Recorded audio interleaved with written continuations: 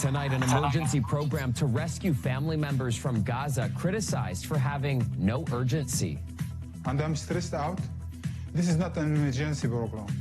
Hundreds of applications submitted, 0 approved visas. The families in dangerous limbo speak out. It would be irresponsible at this point in time to put a number out there.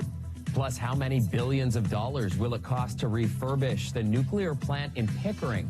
Why the Ford government is willing to bet on nuclear but unwilling to give an overall price tag.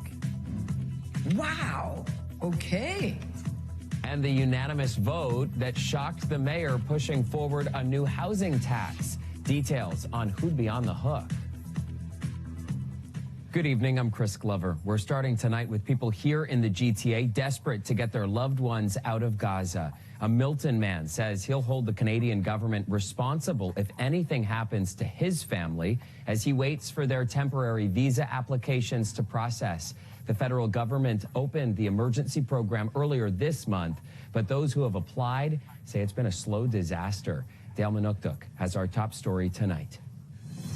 We lost hope. First, I was very positive. In December, the federal government announced Palestinians with extended family in Gaza could bring them to Canada and find safety from the war. Abdallah Alhamadni quickly began gathering all the necessary documents. He even paid a lawyer $3,000 to make sure everything was in order. But things have not gone as planned. And I'm stressed out. This is not an emergency program. This is not an emergency program. If you call it emergency, between practice, you should be fast enough compared to the crisis in the ground. Alhamadni is trying to bring 60 family members from Gaza to Canada. The most important, his 72-year-old mother and his brother who has MS. He lost 15 kilograms of his weight, and his blood pressure reached to 80, waiting, and maybe he'll die in any moment. He submitted applications on January 9th within the first 2 hours of the window opening. The process is 5 steps: submitting a crisis web form, receiving a unique reference code, submitting an application to the federal government, finalizing admissibility, and then obtaining the temporary residency visa. But Alhamadni and many others stalled after step 1. These 2 immigration lawyers who appeared on CBC's Metro Morning say the process is a disaster. As of today, they don't have a code. It's like the Hunger Games, because I think the numbers from yesterday were like 960.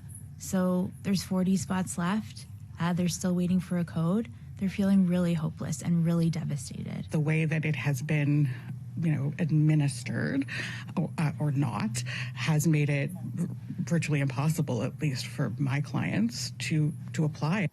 As of January 29th, 967 applications have been accepted into processing, meaning that applicants got a code and submitted an application through the government's portal. The ministry says movement out of Gaza remains extremely challenging and may not be possible as countries and other actors set their own entry and exit requirements. But that's not good enough for Alhamadni. He says every day counts, and if anything bad happens to his family, it's on Immigration Minister Mark Miller's hands. I have friends of mine, their family members died waiting for this code. And I will sue him and his system that is not responsive, at least to give me the right to apply. No one from Gaza has come to Canada through the program yet.